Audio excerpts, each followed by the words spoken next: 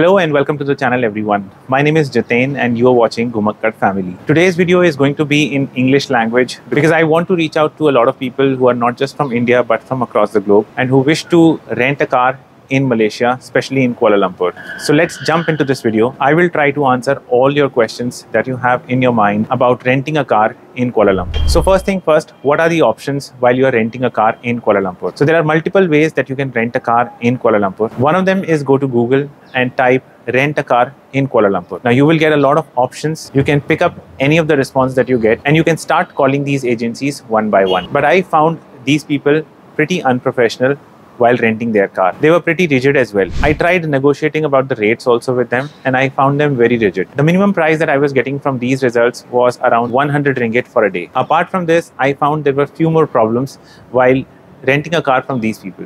One of them is the deposit amount. They were asking for 500 to 1000 ringgit as a deposit amount. With that, some of them were asking me to deposit my original passport also with them. So I was not very comfortable with this. And hence I dropped my idea of renting a car by these people. And then I found that there were few applications using which I can rent a car in Kuala Lumpur. After shortlisting all these applications, I found there were two applications which were helpful.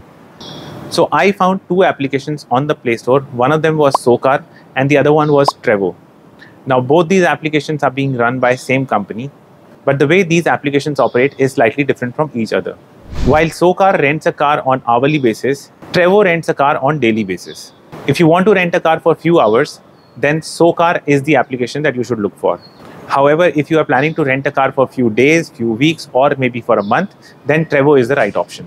I found Socar is to be a little more expensive than Trevo. In order to register on both these applications, you need to have your international driving permit with you. Along with that, you need to have your local driving license also with you.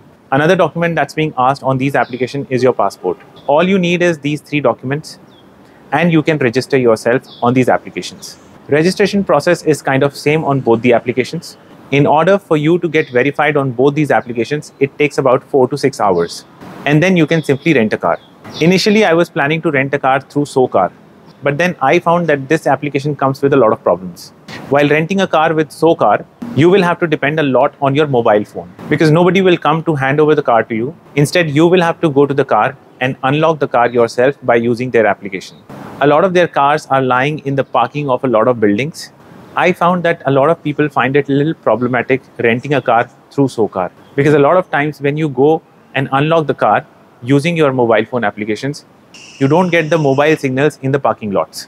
This may lead to a nightmarish kind of experience for you. Hence, I chose Trevo. So I registered myself on Trevo using my international driving permit, my local driving license, and my passport. And the entire process took less than 4 hours. After that, I booked a car for myself. And the car that I booked was a hatchback. I in fact got a 30% discount also on my first booking. This discount is capped at 150 ringgits. And then I found a good car and I booked it. And the entire process took less than 5 minutes. So I would highly recommend for those who wish to rent a car in Malaysia, especially in Kuala Lumpur, to use Trevo. While renting a car on Trevo app, I found two problems.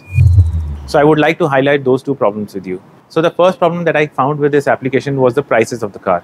The prices that are shown on the application are pretty misleading. While I was scrolling through the list of the cars, I finally chose one car which was shown as 60 ringgits a day. But when I went further to book this car, I found that the rates were hiked from 60 ringgit to 90 ringgits a day. This, I believe, is a wrong practice used by Trevo. However, when I booked the car, it gave me 30% discount and then the prices came down to 75 ringgits a day. Still, I feel this is a wrong practice being adopted by Trevo and they should definitely work on it. The other problem that I found with this application appeared on the payment page. While booking this car, I was using a Forex card, but my transaction was declined 3 times. This was very disappointing for me. Now this can be a problem from my bank side as well, but I'm sharing it with you that this happened. After this, I tried booking the same car using my other Forex card, and this time my transaction went smooth. So there can be an instance that one of the Forex card may work on this website, the other one may not. So I would advise you to have at least 2 Forex cards with you. You can book a car for yourself, not after entering Kuala Lumpur. In fact, if you are in your country, you can book the car yourself there as well, provided you have all the necessary documents with you. Now, one more thing that you need to take care of while driving in Kuala Lumpur. There are a lot of toll plazas here, and most of them do not accept cash.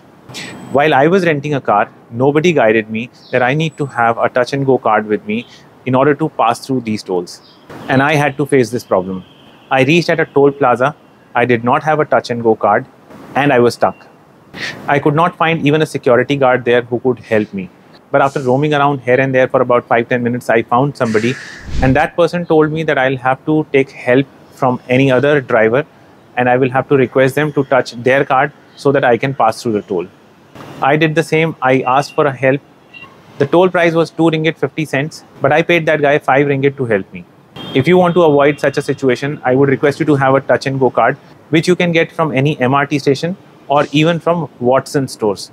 You'll get this card for 10 ringgit, and then you can upload the money as per your requirement. Fuel in Malaysia is very cheap. It's about 2 ringgit per litre, which makes your driving very affordable. While driving in a city like Kuala Lumpur, I would advise you to be a little cautious because bikers over here ride very rashly. Most of the bikers do not even follow any rules. While you book a car on Trevo app, you will have to take a picture from all the sides of the car on the application itself. There is no such option of taking pictures or videos of the car using your phone camera as a proof. Instead, you have to take all these pictures using their application only. While you book a car on Trevo application, one of their executives will come to your place to hand over the car for you. However, they will charge a delivery fees for the same. If you want to return the car in the same fashion, they will again charge you the same amount as the pickup fees. Now I will show you the car that I have rented from Trevo. It's a small hatchback car. I got this car for 300 ringgit for 4 days, which turns out to be about 75 ringgit per day. I will now show you the car that I have rented from Trevo. So this is the car that I got. It's a hatchback car. The brand is Axia. It is an automatic car. The owner has given me a mobile phone holder as well, which helps me while I drive. And this car is in a very neat condition. I hope this video will help you when you are in Malaysia and you wish to rent a car here. I've tried to cover everything, whatever I can through this video. If you still have any questions on how to rent a car in Malaysia, you can mention that in the comment section. I'll try my best to answer all of them. So this was our today's video. In case you liked this video, do press the like button and subscribe to our channel. We'll see you in the next one.